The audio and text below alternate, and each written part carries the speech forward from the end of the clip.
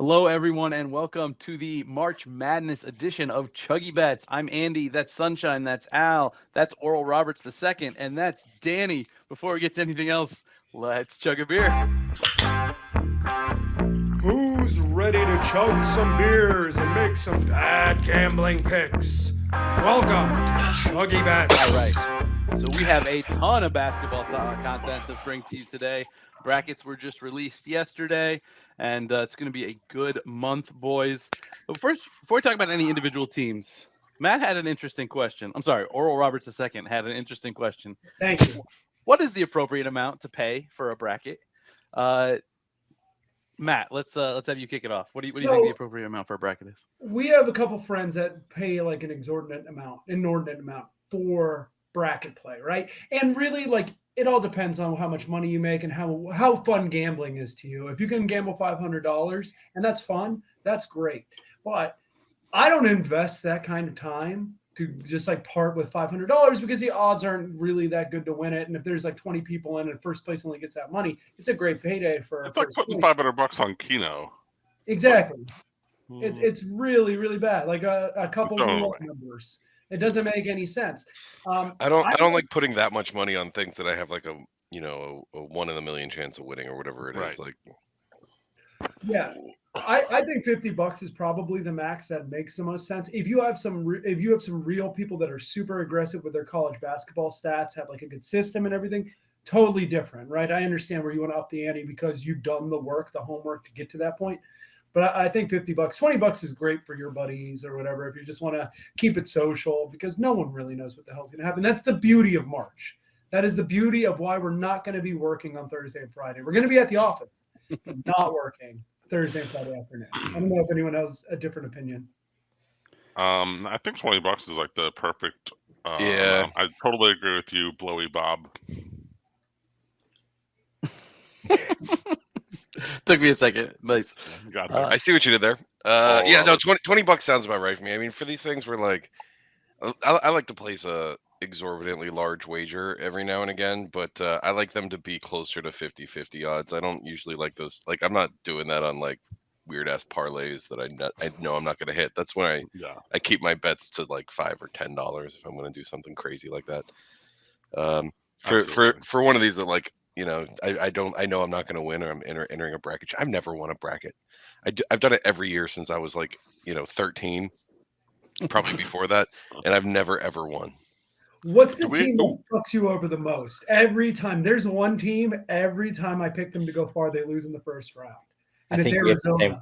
Oh, no, we don't. Arizona every time. Oh, Arizona is a shitter, a bed shitter. The closest I've ever come to, I always pick Louisville because I got family in Louisville and I really like, their teams. And there was 1 year that they went to the Final Four when they were a 4 seed or something. They had, it wasn't the Reese Gaines year. It was after that. Anyway, they had a guard that was playing really well and it was a really fun team. Was it the year where the dude broke his leg or whatever? Or the year before that dude broke his leg? I think it was the year before.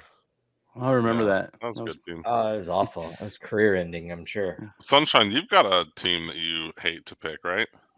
I love to hate to pick, yeah. Yeah, Kansas, because that's where the sport was invented. And every year. Except for like every time I haven't picked them, they win. I'm also always picking Texas to go too far. My dad went to Texas, but like I had Kevin Durant go into like the Final Four, and he like got knocked out in the first round. I always pick like really good players to go far. That's another thing that I do. And then you'll get like Adam Morrison not doing anything, and you'll get like Chris Bosh like not even making the tournament. And Gonzaga's a good bed shitter too. Yeah, I mean, I not agree with so you much guys. recently, but like they had a good like decade-long stretch where they'd be like a 1 seed and they'd lose in the Sweet 16. I agree with you guys. I think like $20 to $50 is like the sweet spot. I might go as high as like 100, maybe, but I'd be uncomfortable with it probably. I mean, I'd be down to do like 100 if there were like 20 people in it, but I feel like I don't have any friends. I don't have enough people that are willing to put that much in it to where like the return justifies the spend.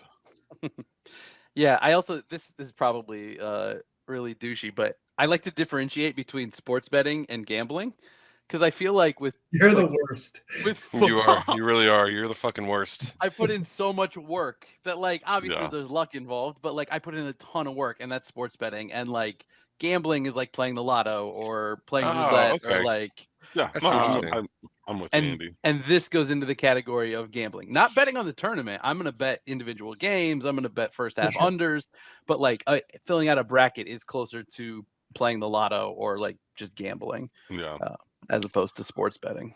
All sports betting is gambling for me.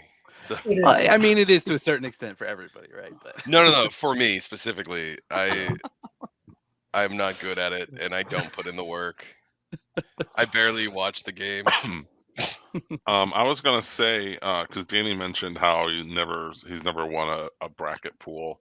Do you guys have any tips for having a good bracket? Are there any like rules you guys follow? So, I mean, I can give you some tips from somebody who doesn't do well, but so what the times that I've like actually put in the work, I usually will. I've stopped putting in the work because I never really win. But the best I've done, and I would consistently be like upper third when I would like use these, but I would never actually like win because there's so many entries. I guess you know what I have one that Matt and I used to do. There was like 6 or 7 of us. I've won that one before, right? Yeah. Sunshine's in that one, right? Yeah, the chuggy one. I've gotten some scratchies. We just put in money and we have to take scratchies as our Yep. Oh yeah. As our prize, and we get Georgia scratchies. Assholes. Anyway, so I picked the final 4 teams that I think are going to come out of the region before I like look at the individual matchups, and then I'll fill in the bracket around that. Yeah, I think that's kind of like the best advice is to pick who's going to win it first, and then pick who they're going to beat, and then pick the rest of the final 4 and just build your bracket backwards. Because I feel like if you go through the ESPN's bracketology thing, it's basically just going to give you a chalk bracket with like maybe one super popular upset that the Selection Sunday people fucked up, and like they made a 10 seed that should have been a 7 seed or something. And that's not the one that wins anyway. Right. So I personally, and this goes against everything that I do normally when I'm sports betting, but since I'm gambling, I think I think most people pick too many upsets. Especially like in the first couple of rounds. Like I know it's fun if you're the one that has who was the Cinderella last year? Was it St. Peter's? Yeah. Like it's fun if you have that, but like that is not going to win you your bracket, especially because for every one of those you have, you're going to have 10 that lose in the first round or whatever. So I think most people are trying to pick too many upsets. You don't want to go exactly chalk, right? You got to pick your upsets carefully. So I will have mostly chalk, but I'm going to have like Miami in the final 4 because like I can't like lose the bracket if Miami makes the final 4. That would be just like, that would be the fucking worst. All right. Anything else, or should we jump into the games? I always like fading the public. Historically, it plays pretty well as far as like betting lines. This is not for the bracket, but last year was historically bad for fading the public. Mm-hmm. Like a 32% return. The public crushed it in the first 2 rounds. Yeah. So or first 2 days. Yeah, first 2 rounds. What was that? I was asking before the podcast, Danny. Is there any value to taking every dog on the money line? We've gone through this before. No. There's not. There's just not. We've done the math. I want to, but yeah, if it's not a good investment, I'll save it for this. My favorite bet. What's your favorite bet on NCAA tournament time? I have a favorite. I'll start you off. Live bet. One team's up by like 16 points. I love betting the other side, especially like in the first half windows. I love it because everyone gets too excited. They're like, oh, well, they're going to blow them out, not realizing college basketball players aren't very good, right? Like basketball is a sport of runs anyways, but like, yes, some teams will blow it out. And there is one game this is going to screw you because you'll double down and quadruple down and then you're out of your bankroll. But I love betting the other side. Yeah, live that's betting. one of my tournament games is like, I mean, it's hard when there's 8 games going on at once, but I think finding like setting a live par, like basically taking that pregame spread. And, say it's Gonzaga's favored by 14, and then all of a sudden the Dogs keeping it close as you get close to halftime. You go, oh, maybe I should bet Gonzaga, -7 here. I don't know. Come up with whatever that par is for you to be looking for that number to get to live, and then you take it there. And sometimes you can get both sides of it, and you middle it. So they've caught on to the match strategy that we used to be able to make a ton of money doing, because everybody does it, but it's still fun. So you have to be a little more selective, but the lines don't move as much early on, particularly when the favorites get down. So like if the team was like -15 and they're down 10, it'll be like -11. If they're down 10 in the first half. So you have to, I'm never making that bet. Or they're like heavily juiced. Yeah, or it'll be heavily juiced. So the bet that I've started making is the other side of that. So if the team's like up 15 or something and I'm getting +11, I'm going to take that. Yeah. It's really fun in the close spread games, right? Where that 15-point run may make the 1.5-point favorite a 5.5-point dog. Yeah. You can maybe make a little bit of hay there because the numbers it's probably going to end up being a close game regardless how it goes. Yeah, and I think the live first half lines don't catch it as much, and a lot of times they'll catch it. They'll come back like at the end of the first half or something once one team gets in the bonus. You can do it on totals too, because there tends to be more points scored late in games, especially when they're close, when teams fouling and trying to get back in it. So yeah, keep those pregame totals in mind. Matt and I are always counting the fouls. Matt and I are always counting the fouls and saying, should we go for the total? Are they in the bonus? Are they in the bonus? I'm excited. Between Champions League, which we may get a chance to talk to tomorrow and Wednesday, and then basketball starting Thursday at noon through the weekend, I'm just going to be useless. I'm going to be a bad parent. I love that work ends at 3. It's the best.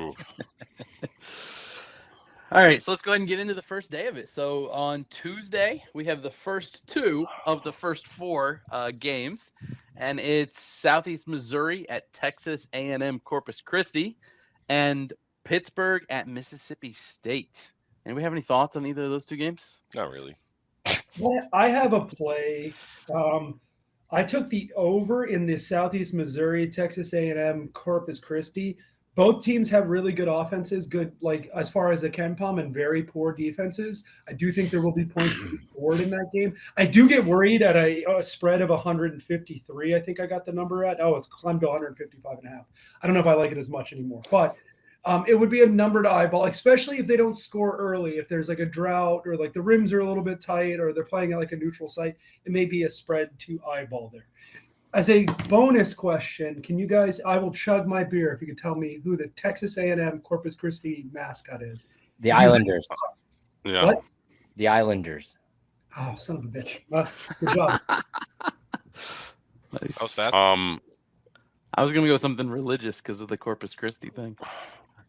I think I like taking the points on like all of the playing games. Both because, taking the points is a better side to be on typically, but also because I kind of think those are the better teams. So what are the current spreads? Better teams. So Al's system is always spitting out dogs. So I'll usually follow him on whatever he's putting into action for these games. So in a game like Pitt, Mississippi State, you're going to take the 2.5.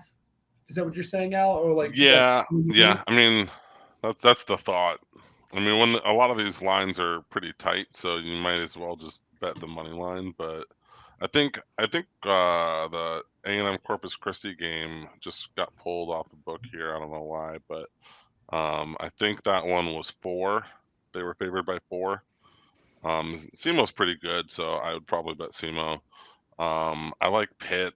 I know Mississippi State. A lot of people like them to advance and maybe even win a game. But I think Pitt's a pretty good team too. And then Texas Southern is probably the worst team that's ever made the tournament. So I think I'm gonna actually bet that bet Fairleigh Dickinson live right now. I'm just gonna do it. I mean, not Action live, but like Action right has here. Texas Southern favored in that game. So Yeah, I see it at Yeah, 2. they're -2, and that seems no, I'm silly to saying me. they say that they're gonna win. So Well, Al, -2 means. Al, I'm with you. I'm on Fairleigh Dickinson +2 and Pitt plus the points on both of those. Their prediction model, Al. I mean their Oh, prediction model, not the okay. line. Okay. And then I've actually got 2 funders, if you will, first half Ooh. I unders. love me some first half unders. They're beautiful. One is in the game where Matt already took the over, but that's okay. That's I okay. can win my first half under, and he can win his full game over, which is a beautiful thing. So I got under 73 there, and then under 68.5 in Fairleigh Dickinson, Texas Southern. So those are my picks for the first 4. I think I'd probably like Arizona State as a favorite in that last first 4 game, but I might not bet it. I might wait and see, but that's the only one I would maybe consider the favorite on. I'm leaning towards Arizona State as well in that game. Arizona State's played really well towards the end of the year. They did get buzzsawed by Arizona the other day, but Arizona does that, and especially like after the way Arizona State won their game on that 60-foot shot against Arizona 2 weeks prior. I think there was a little bit of bad blood on top of the rivalry. So I'm not surprised by the result. I think Arizona State could be good enough to make some trouble in the next round as well if they advance. And I don't think this is a very – Nevada's had some really good teams when they had the Martins, Caleb and his brother Martin for a long time. I don't know if they're as good this time. I don't think they are that good. Nice. Anything else on the first 4? I think Nevada's better than Arizona State, but like I don't have a lot of conviction. That's fine. Like I said, it's a toss-up. Both these teams are pretty evenly matched, right? That's the idea of the old first round. I don't think all of these games are evenly matched. I think Corpus Christi and Mississippi State are both significantly better than Southeast Missouri State and Pitt. I think Mississippi State's better too, but I'll ride along with you guys if you're leaning Pitt. No, I don't think Pitt's going to win that game, but I don't think Pitt's very good. I know like they were contenders for the ACC, but I think that's a bad ACC. Is more of the indication. Yeah, I mean Miami won it. I don't think Miami's a bad team. I think neither do I. But like we're a bad ACC winner. If we're talking about the ACC, it seems as good a time as any to mention that I cannot stand that Duke's gonna probably make up for another like Final Four run with like a team that was supposed to be ass. They're not gonna. They got it together. I mean, do I think they're gonna beat Purdue? Probably not. But if they did, like, who else is in their way from getting to the Final Four? Like literally anyone, buddy. Al, we beat them like 3 times this year. Look at my name, Al. Hey, Danny, how did you guys fare the last time you played Duke? They beat us. Yeah, so the what everybody's rolling on right now is like Duke has started playing their best basketball right now at the right time. But they were only playing ACC teams. I think Miami already, by the way. The ACC winner is a 5 seed. Like, we aren't a good conference in basketball this year. Miami blew their chance to make noise in the tournament by like shitting the bed down the stretch. I think they lost like 3 out of their last like 5 or 6 games, and that was the difference between being like a 3 seed and a 5 seed. And a 3 seed means you don't have to play a 1 seed until like your 4th or 5th game, and being a 5 seed means you play them in the like second round. Yeah, 5 seed means you're Third Sweet round. 16 them, right? Well, I'm looking to fade Duke. I don't believe in Duke this year. You're probably right. They are playing their best basketball of the season right now, but that doesn't mean they're gonna win the whole thing. I'm not totally on. Yeah, I'm not really on the whole Duke train. I was just saying, playing the other side of the argument. But I'm not crazy about Purdue either. Like I've watched a lot of their games towards the end of this season, and I was asking, like, did I miss the hype? What happened? Yeah. They have a very tall person who's good at being very tall. He's not a great basketball player. But they always do. Edey? They always have a big dude who who's like always good, good. But this is the best 7'5" guy they've had.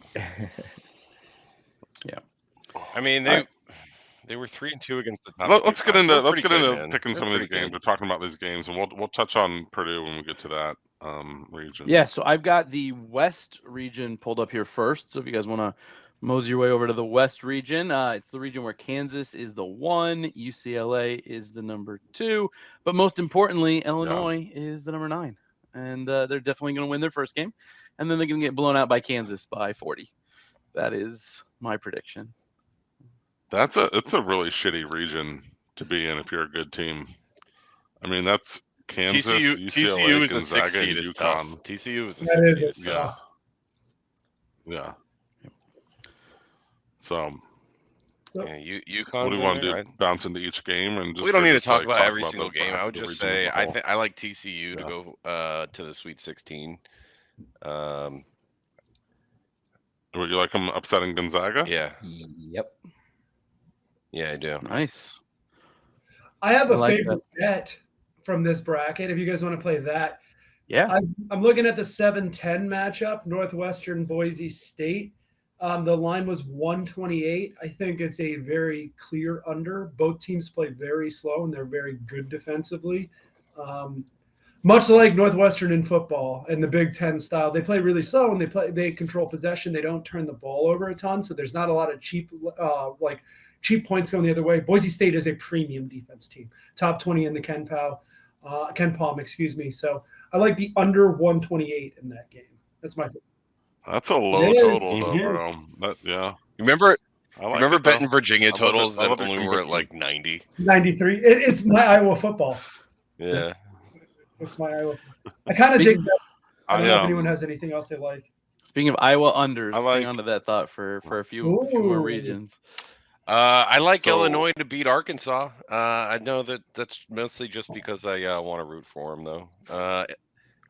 Arkansas has a decent record. They were 20-13, but they were only 2-8 against the top 25. So when they play decent teams, they kind of suck. Illinois is Jekyll and Hyde too. They can be incredibly good, or they can be absolute dog shit. And like everyone in the Big Ten was really compact this year. We talked about it last week. The difference between being a 2 seed and 9 seed was like a half a game. So they're very competitive, and I think Illinois SEC is really good battle tested this year though too. I don't really have a play in this. I'm gonna bet it live. I think whoever jumps out to the first big lead, I'll probably take the other side. Is the way I'll bet the game. But so I've got a few thoughts on this region in particular. One is I think y'all are silly. I think Arkansas is going to win the game. Sorry, Andy. You have to get yourself muted. The next thought I have is I'm picking UCLA over Kansas to come out of this one. I actually like UCLA. Well, I really like both UCLA and Kansas. And I'm pissed that they ended up in the same region because I would have loved to have had them face off in the finals. And then my last thought is kind of spicy. I both like UConn as an as like a dark horse candidate to make a deep run, but I also kind of like Rick Pitino's Iona squad to like upset them in the first round. So I don't know. Do what you will there. If you're not a believer in UConn this year, maybe consider picking the upset. And if you do, then disregard and have them in your Final Four. So I love that. Sorry, Sunshine, go ahead. No, I've got UConn making a deep run. I do too. Andy, why do you like Iona? It's not that I like Iona. It's that I like Iona plus 9.5. Fair enough. And UConn to make a deep run. I think Iona can keep it close. That's a lot of points, and then UConn can still go ahead and make their deep run. Yeah, I'm with you on that plus 9.5. I like that. I don't think UConn's making a deep run because I think St. Mary's is like basically just as good as them. So I'll probably pick St. Mary's. I don't think St. Mary's is getting out of that game. If I had to guess, if I had to look for an upset here, I like Boise State as a 10, and I like VCU as a 12. Thing is, VCU hasn't played a top 25 team all year. They're basically just played their shitty conference, and they still. I'm sorry. We're talking about St. Mary's conference. What conference is St. Mary's in? I mean, St. Mary's played 5 top 25 games. I mean, that's something. They have a good seeding. They beat Gonzaga, and then they got steamrolled the last 2 games against Gonzaga at the end of the year. I get it. I get what you're saying. Yeah. St. Mary's can be really good. I just think if there is a prime 5-12 matchup, that one it just screams trouble. Yeah, like I said, you're probably right. Yeah. I mean, I just don't think VCU is all that good. I don't either. I don't think St. Mary's is that good either. I think they got exposed more towards the end of the year as well. But I like UConn to upset Kansas at this point too. As far as Ken Palm, they're both really good. So I think there will be a lot of people leaning Kansas. I think UConn's probably underseeded. And this side is brutal. The West is the hardest of the sides. Yeah, and I do like TCU too. I think too. they're gonna give Gonzaga a run for their money, but I think the smarter money is just going with Gonzaga to win that one. I don't know what the spread would be on that matchup, but might be something to look at. I have TCU beating Gonzaga and Canyon, losing to UCLA. That's what I did in my bracket, but yeah, I feel bad for Grand Canyon. I feel like they could have won some games in this tournament if they ended up pretty much anywhere else than where they did. Very rude. Gonzaga's really tough this year, really good defensively, which is weird. They've usually been like an offensive juggernaut, and they're not that, but they're really good on the defense. They're much better on the defensive side for more teams. Speaking of which, that's why I have 2 official plays in that game, and it's the full game under and the first half under. Yeah, those are great. And the Gonzaga Grand Canyon under game? 157 for the game and under 74.5. So Everyone's you really think hyping up You think Grand Canyon's going to drag the game into the mud? I don't think they're going to be able to score. Yeah, Okay. Grand Canyon's a really good offense. Which of Kirk Ferentz's kids runs Grand Canyon? Is team? Grand Canyon like one of those like private Christian universities that they also have a community college like commercials, like Southern New Hampshire, but it's like the Christian version? I think so. If they are, I don't want to find out. I choose to believe they're like a small, like basically like JUCO party school. I think that's what they are in my head, and I hope. Buddy, it I think stays they're that like way. Liberty. I think they're much closer to like the Falwell's type school. I have a coworker that I think went to Grand Canyon. I think you're right, Matt. That fits the I think so. I think profile. so. All right, so you guys, we have a favorite bet and favorite upset there. Anyone else in the Sweet 16? I got 2 more bets before we get to that. Just real quick, St. Mary's VCU. I like the full game over. It's a low number. It's 122.5. So I like the full game over for that. And then in Arkansas, Illinois, I'm taking the first half under. It's under 67.5. Even when Illinois has been good, they've still shit the bed the first half and then had to come back in the second half. So I like a low scoring game there. Okay. Yeah, so I like both of those. All right. Now, what do you guys got? Anyone else? Sunshine, anything you like? Nah, I'm pretty solid on this side of the bracket. Okay, gotcha. I mean, I like Kansas to come out and TCU going deep. So I think TCU will get to the Elite Eight, but an all Big 12 Elite Eight. I mean, not Elite Eight. I'm sorry. Sweet 16. Sweet 16. They're gonna lose to UCLA. UCLA looks really good, and they lost to like their third best player. Is that correct?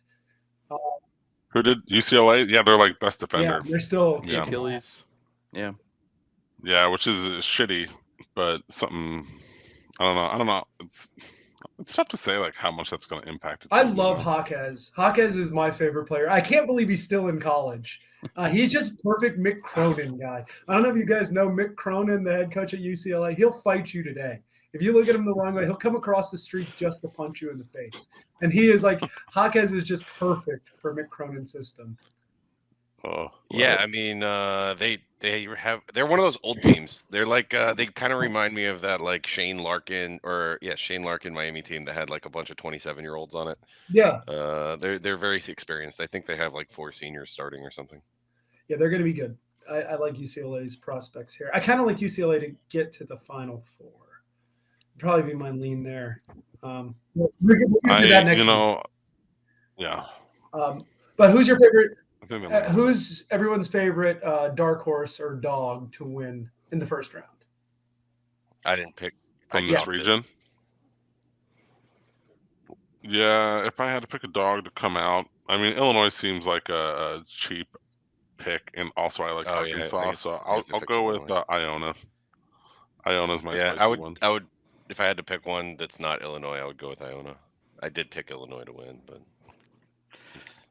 How low does it have to be considered a dark horse? Well, I like so let's say the seeded numbers. You guys want to do it by seeded numbers? We're just saying who will cause the upset, right? So a 10, even if they're the favorite, would be an upset at that point. Or do we want to do it on the spread? Yeah, I like the seeded. VCU. Sorry. Yeah, I like VCU. I like Boise State. I think Boise State is the better team. I think they should be the 7 and Northwestern. Yeah, I think that's a smarter move than going with Iona, but I like being spicy. And VCU. I like Boise State. Yeah, hell yeah. Shall we go to the where do you want to go next, Andy? Mine shows the South up next. Okay. Dirty South. So Alabama's the 1 seed there. Not Arizona. a lot of shooters on that Killing team. their way through A lot of shooters SEC. on Alabama. That's what I heard. Yeah, some guy at the SEC tournament got in trouble because he was wearing a shirt that. What did it say, Danny? Killing our way through the SEC in 2023.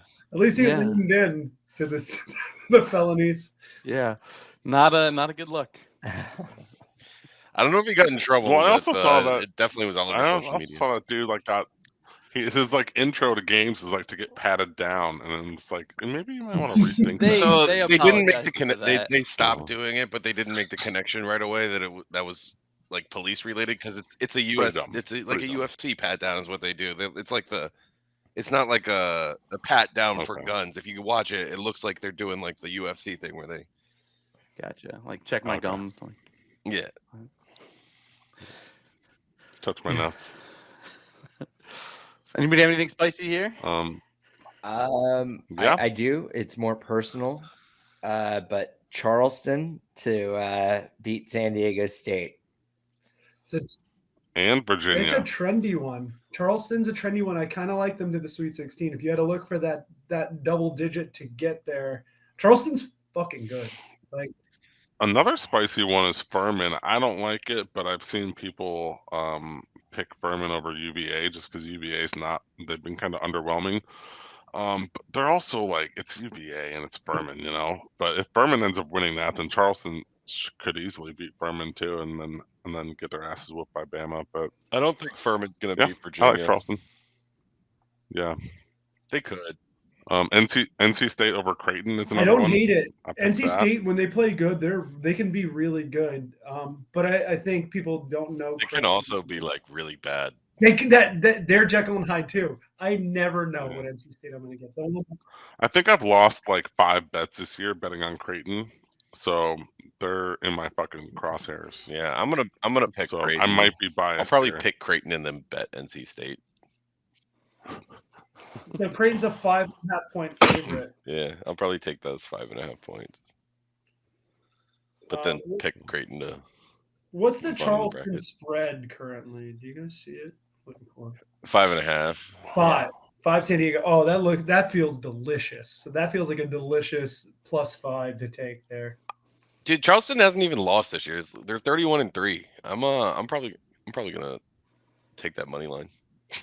They're good. They're good. San Diego State's pretty They good are. too, though. But again, Eh. Charleston can score. That's their thing. They don't play defense, but they can rack up the points. So it'll be a fun one to watch regardless. Yeah, it will. That was really good for podcasting, yawning. Oh, this should be exciting. I think Arizona's really good, but like I said before, Arizona always screws me. Every time I do a bracket and I get them going far, they lose in the first round with freaking who's the center for the Suns now? The giant monster of a man. Yeah, Ayton? Yeah, No. DeAndre Ayton. Not Ayton. Yeah, when they had him and he was awesome, and they lost by like 30 to like Brooklyn, something like that. It was. When was the last time they had a real good turn? Was it Luke? Luke, what's his last name? The coach now. He coached the Lakers a couple I think it years was ago. Mike Bibby. Luke Longley? No, let's see.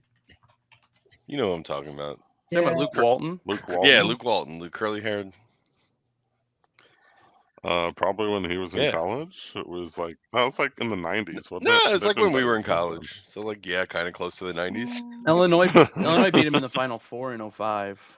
We were down big and we made a bunch of threes to come back.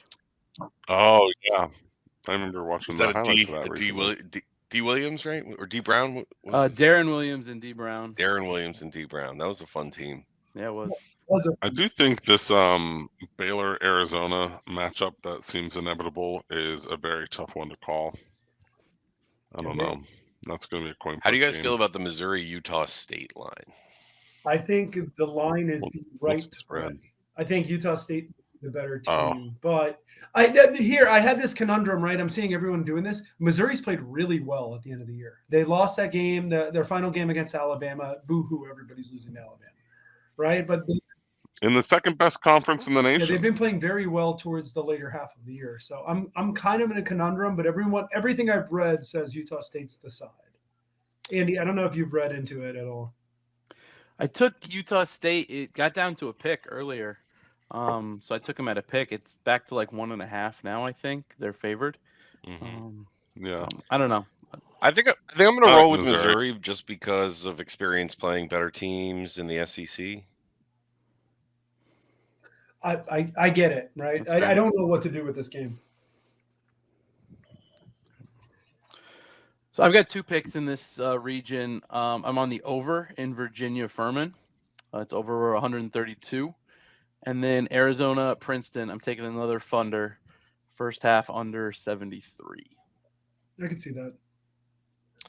Did you say you're on the over in Virginia Furman? Virginia only scores like 60 points a game or something.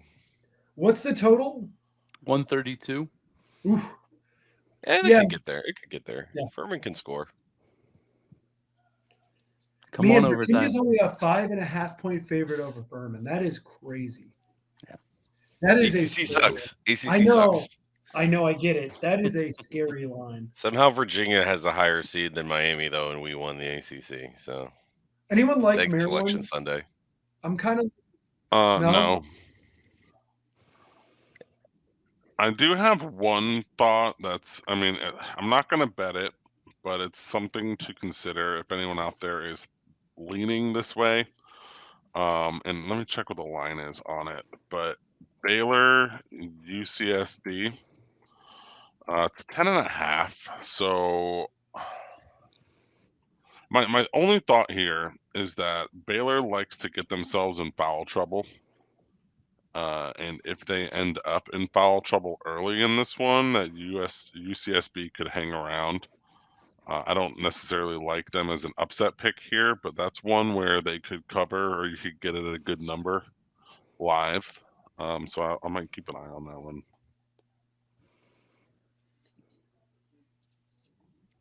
That's good. Anything else on the South before we keep moving, guys? I mean, Alabama, right? Yeah, Bama's coming out, right? All right. We got the East up next, where Purdue is the 1 seed, Marquette is the 2 seed. What do you guys think here? Earlier we said the West was really hard. This is I don't know who's coming out of this. Purdue's had a really good season. They have, right? And they're a really good team. I don't think they're going to make it out, but I don't know who it's going to be that will be the one to upset them, right? Yeah, I said to I don't know if I said to all y'all before we started or if I was just talking to Andy and Chris, but the bottom half of this region is a total fucking crapshoot. Kentucky, Providence, Kansas State, Michigan State, USC, Marquette. I could see all of them making the Elite Eight, but I could also see all of them blowing it in the first round. So which team do you pick to come out of here? It's a minefield. I think this is going to be that region that most brackets are like all red on. Like watch Montana State like come out of it. Montana State's not going to beat Kansas State. Come on. Yeah. No, I know. But who's going to win Michigan State USC? Who's going to win Michigan State USC? They're like, I think probably Michigan State. I lean to Michigan State there. Yeah, I mean we're all going to lean there by about 1.5, just like the line says. But like they're the same. If it's a 1.5 spread, they're the same. So 1, I've got Providence over Kentucky, and then 2, I've got Kansas State over Marquette to win the right to lose to Purdue and or Duke if you're feeling spicy. Yeah, Tennessee has been playing so bad at the end of the year also. I don't know what to do with any of it. Sorry, Dano. I think I'm definitely going to take Florida Atlantic against Memphis. I don't think that's the right side. Memphis just won their conference against Houston, right? Houston's a really formidable team. Houston's very good, yes. Yeah, Memphis is really good. I feel like FAU It's good. just hasn't played anybody. Yes, that's a fact. They haven't played anybody, and they score a lot, and they don't lose when they don't play anybody. And Memphis has played a lot of buddies. They played. Memphis Yeah. has played 5 games against top 25 teams. I wouldn't call that a lot of buddies, and they went 2-3. So they're okay. Did you know that 2 is infinitely more than 0? They have played infinitely more top 25 teams than Florida Atlantic. Yes. It's undefined. So, I think it's but they lost more than double the amount of games as them. Yeah. So I have a feeling you guys are going to hate this, but while we're talking about Memphis, Florida Atlantic, I have only 2 bets in this entire region. They're both on this game, and they're both unders. I'm taking the full game under 153.5, and the first half under at 72.5. I think I like the first half one. That's a low number. It is. Man, Andy, you really defy the. You really go against the grain here. You go under on the low ones, over on the high ones. Yeah, That's what where happened the- here? Too many the money's points, at, man. Too many point strategy. That's on spreads. Yeah. I always like betting the unders in the first half of games that kick off at like noon as well, right? Because I feel like It actually, it really cracks me up, the idea of Andy like watching college basketball and being like, it's too many points. There needs to be less scoring. Boo. I do yell at my TV for them to miss pretty frequently. We all do. Oh. I don't know what to do about the Marquette I just Kansas thought State about- game. I don't know what to do about that because they're going to play each other. Yeah. That seems like a good game. I like Kansas State. Kansas State is battle tested, man. They're both. I think I think the Big East is overrated. Okay. I don't really like the caliber of teams in the Big East. All right. I mean, the Big There's, 12 like, was good this one year. Big 12 exception, was good but- this year. Big 12 and SEC were really good conferences this year.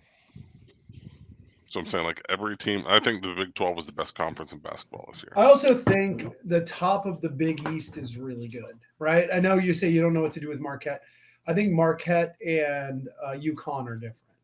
UConn, the Big East at top is really good. I mean, they've obviously been granted high seeds. Even a team like Xavier's a 3, Marquette, where Creighton's a 6. Like, they get a lot of love. So obviously, statistically, they work out. But I mean, these are teams that I've watched, and I'm like, this is not a good team.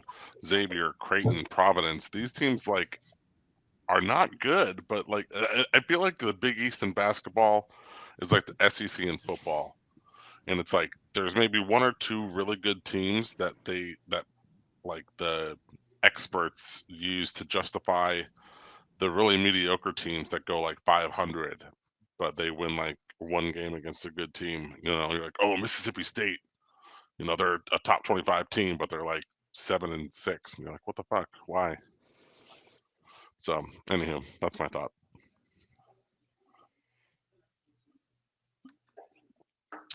Anybody else have anything here? I think I'm going to take Kansas State to come out of the region. I think I'm going to take whoever wins Kansas State or Marquette, and I think I'll just talk me into Kansas State. I like the spice level of that one. The only 2 things I want to add about this region: one, I was saying I think Duke is poised to make a deep run, as much as I despise it, and I think it's mostly just because of how much I will despise it, and God hates me. So Duke's going to make like a Elite 8 run. I think Duke made their run already. I think Duke's run is over. I think they won their ACC tournament, and it's done. The second thing is in the first round, first game of the first round, they're done. I mean, nothing would please me more. But also, I think a lot of people are going to be sleeping on Purdue in their brackets. I think they're going to be a likely team to not make the Final Four. Everyone picks 3 ones to make the Final Four, and then someone else. I think this is going to be the region where someone picks that someone else. And I think if you're one to keep an eye on what the books want and what the sports books in Vegas is rooting for, it's probably to have Purdue make it to the Final Four. So if you want to do several brackets, I'd probably have Purdue make a run in at least one of them. That's all. Nice. Anything else? On to the Midwest. On to the Midwest. Final region of our bracket here, where Houston is the 1 seed and Texas is the 2 seed. What do you guys have here? Can I ask a question? Very important question. Is Norm Chadomir playing? Do you know? I don't know if there's any status update on him, but it looked like he did not handle his rolled ankle very well when it happened. That's a big difference. Like, I basically, when that happened against Duke, it happened in the first minute against Duke in the ACC tournament. It's like Miami's only interior presence rolled his ankle badly after stepping on a Duke dude's foot. And it looked to me like I was like, oh, he's done. He's not going to play in the tournament. The second it happened, he like could barely walk on it. Was like went straight to the locker room, got it taped up and stuff. But I haven't seen any updates since. I read something today that said they don't know if he's going to play or not, but even if he does, he will probably be severely limited. So, yeah, it seems to me like it'd be more like maybe a second weekend thing if they made it that far. Well, that sucks. This is another really good team that Miami had that our tournament run gets ruined by injuries. Yeah, like, I mean, honestly, they didn't even call a foul on it, and I was like, I think that was intentional. I think Duke's being like sneaky assholes. That sounds like but that's probably just some bias. It sounds like ACC cooking, baby. They're Grayson Allening. Yeah. Yeah. Yeah. Sure.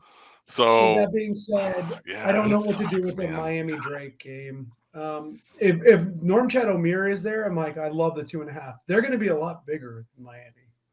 You have experienced guard play, which goes a long ass way, right? I'm curious about both of your opinions, considering you're very close to it, much closer than I am.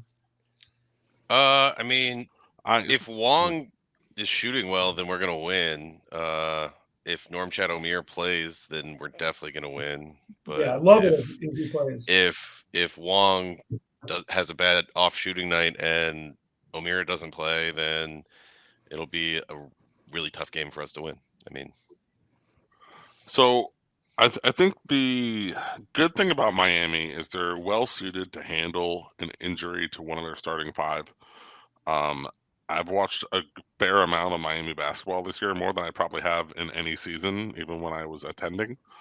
And they've got guys that have popped out, different guys that pop out in each game, whether it's, Isaiah Wong, who's like probably the best mid-range jump shooter in college basketball.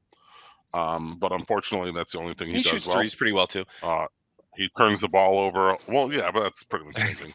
He turns the ball over a ton. He plays bad defense. Doesn't like to get back. Sound like a big fan. You're really giving him not too much credit. He's a much better player than what you're saying.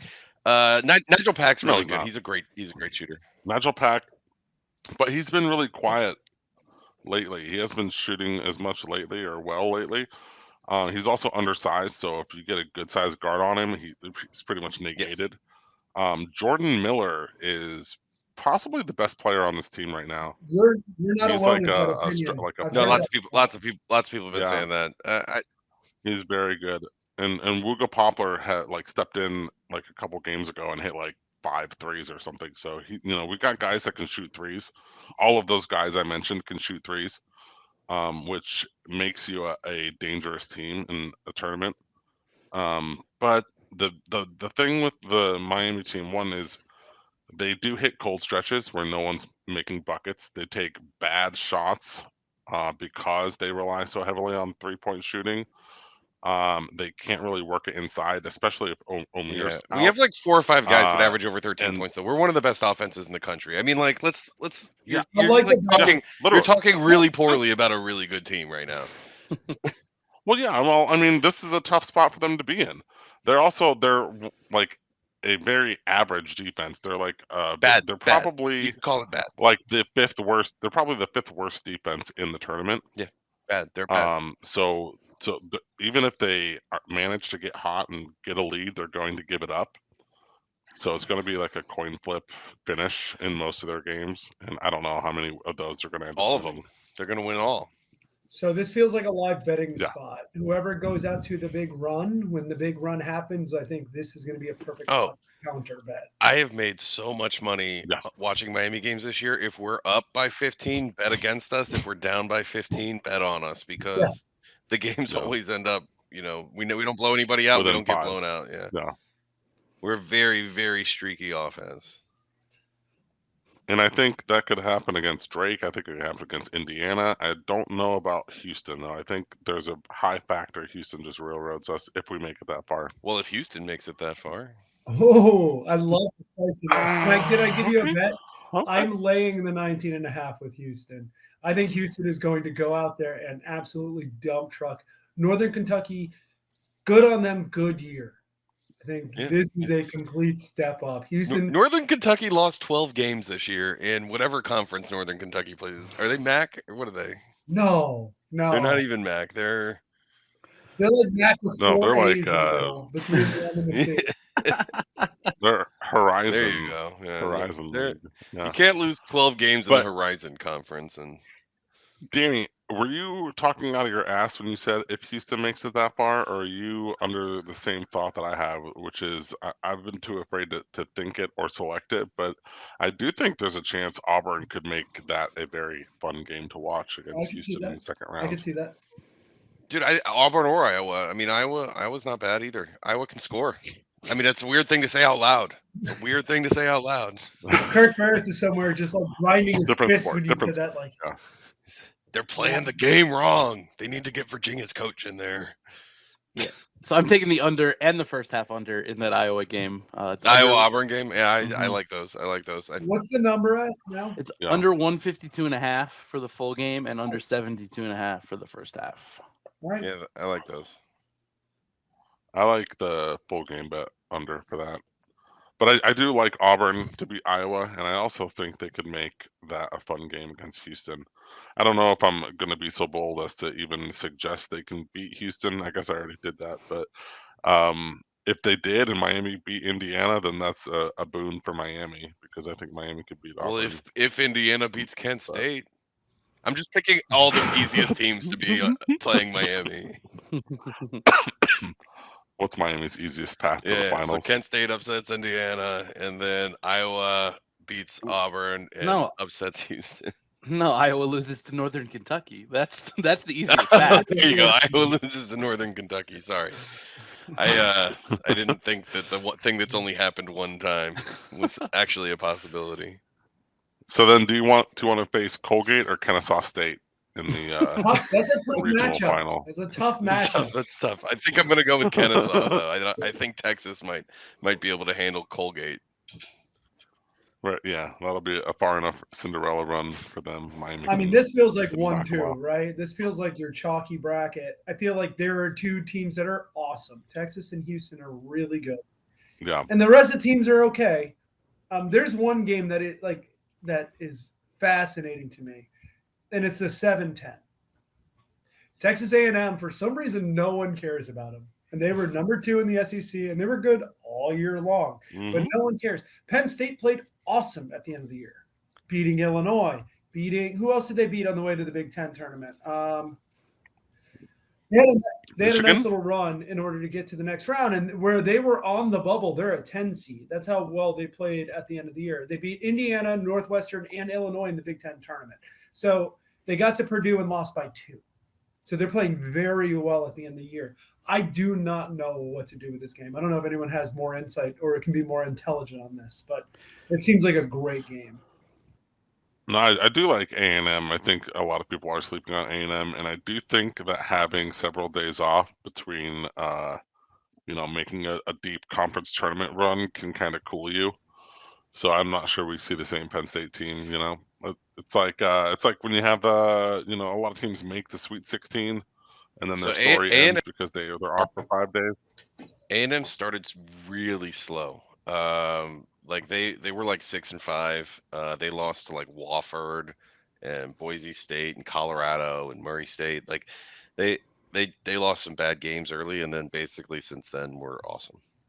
Their only losses after that were to good SEC teams. Like Yeah, 15-3 in conference play. They beat Alabama versus last 10 time and out 10 too. for Penn State. Not in the tournament, but at the end of the regular season. So they're friggin' good, and I don't know why anyone just doesn't care about them. It seems like a team that's not about it all. No, Taylor and Radford are both really good for them. I think Texas A&M. I love Buzz Williams too, right? He's a good coach. He's like a sneaky good coach. He's someone that never gets talked about enough from his time at Marquette and Virginia Tech, and he makes every stop he's at much better. They kind of He's at A&M yeah, he's now? the head coach at A&M.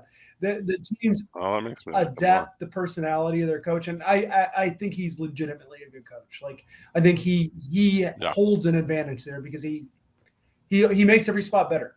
And you never think about Texas A&M being historically good outside of Robert Williams, Time Lord, coming from there, right? Or Chris Middleton too. I guess they have some good players. Damn. I think I'm going to have Texas A&M lose to Miami in the.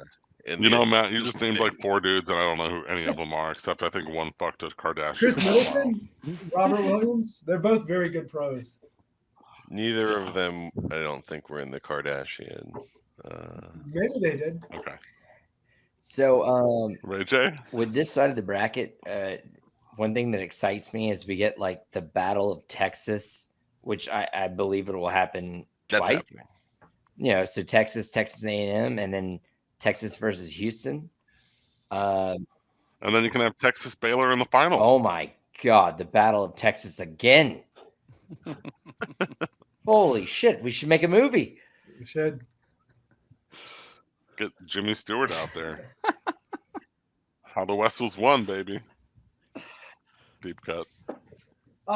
Indiana Kent State's line is scary too. I don't know if you guys have seen this.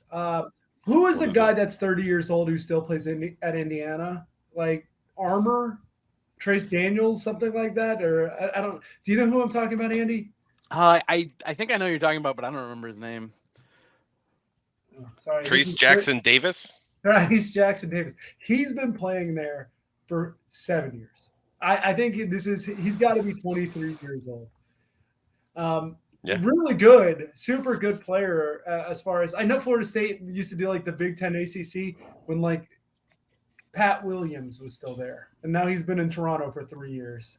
I'm scared of this line. I don't know what to do with it. Yeah, why is it so low?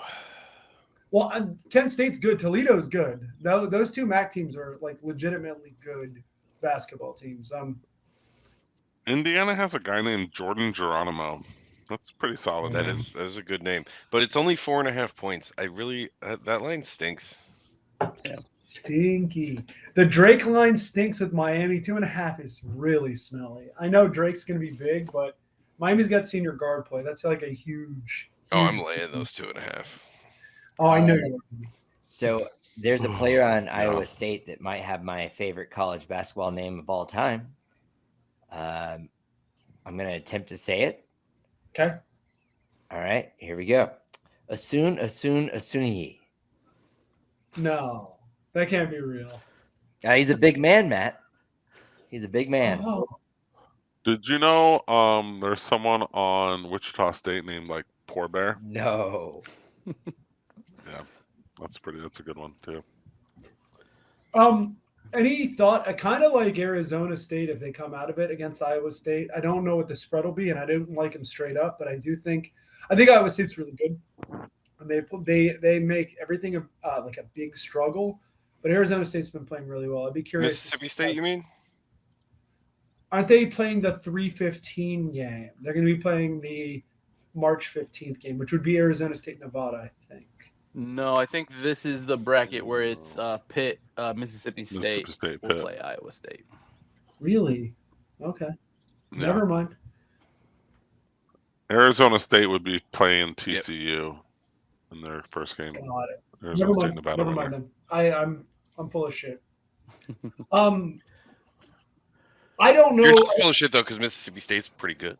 Mm-hmm. They are. Yeah, I like Texas Houston in this bracket. I think it's going to be chalky. Yeah. I've got 2 more picks real quick that we haven't talked about. Houston, Northern Kentucky. I'm on the over 122. Wow. And then I'm taking the points with Kennesaw State. They're getting 11.5. Yeah. Take a money line. Oh yeah. Nah. I like the 11.5. It's too many points, but I don't know if I want to get that. Hey, I like winning less money than you should. I mean, maybe I'll do that. It's like a 5-1. I might throw $10 on that with you, Al. That'll be fun. Yeah. I'm not going to put it in my bracket because that's where I need my real safe bets. Kennesaw State only lost like 3 games this year or something. 8. They lost 8 games. Okay. 3 in conference. Which is still less than Xavier by 1. What's the spread on the Xavier game? 11.5. That is too many points. It's a lot of points, but I do like Al's idea. It's plus 475 right now, man. That's like a really nice money line. It is for a game that could be a coin flip at halftime. It's possible. Al is the biggest Big East hater that I've ever seen. You just on all the Big East teams. Yeah. But I've seen Xavier lose games like this. Not 3-14, but I could see them. I could see Iowa State or Mississippi State getting through them as well. I actually kind of like that. I kind of like Iowa State to get over Xavier if they get to the next round. I feel like I haven't watched, not to like bring this back, I haven't watched any Kansas basketball this year. Are they good? You're going to love their best player. You're going to love him. Yeah. You know why? Guess his last name. And it's a name for a penis. Oh, yeah. Dick? Grady Dick. Grady Dick. Grady Dick. Grady Dick. Oh, man. The other Does he play dirty? Is he a dirty Dick? No, I forgot. Someone was. He's God, who's the awesome baby? Awesome baby. That announcer.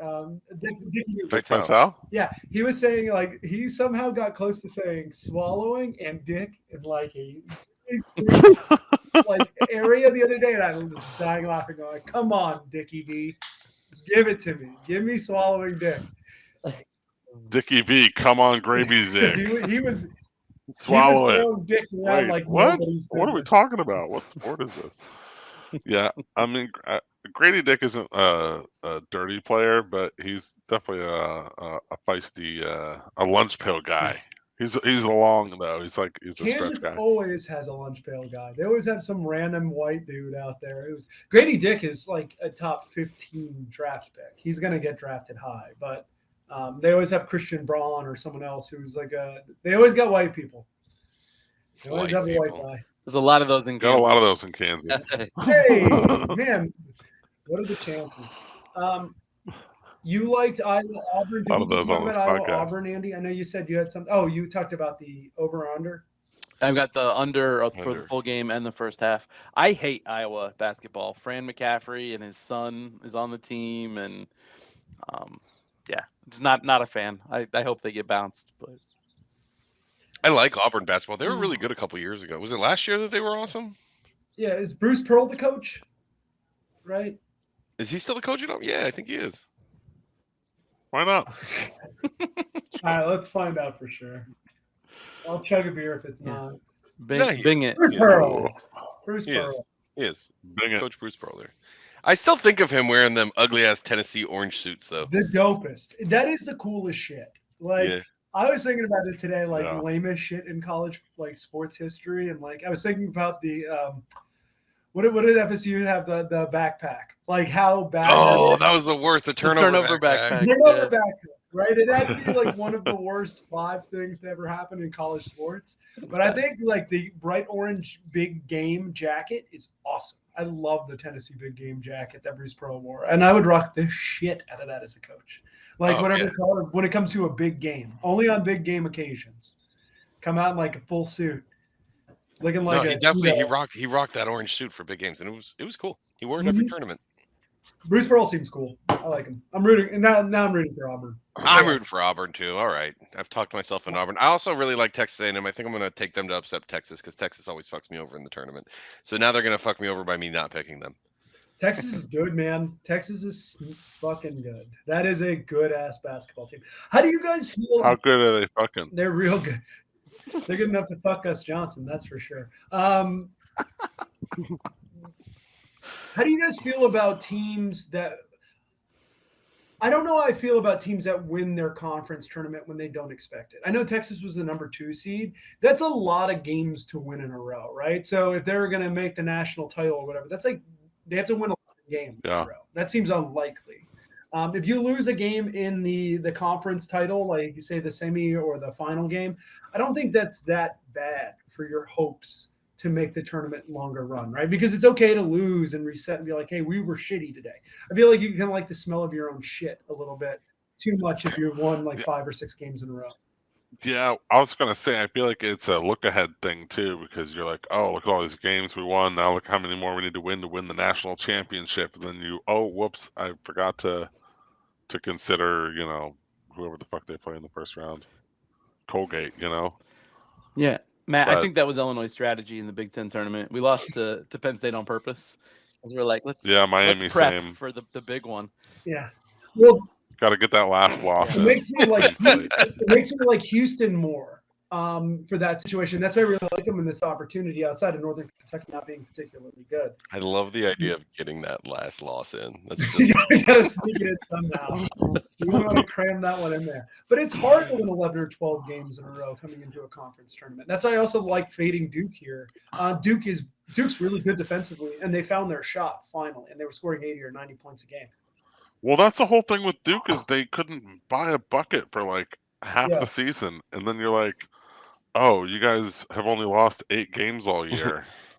It's like, oh fuck, that's like pretty good. Yeah, but tell Charleston it's hard to win 11 games in a row. Don't they always say that some of the shooting doesn't always translate to these big arenas when they start playing these, the tournament games? That's big arena doesn't start until later.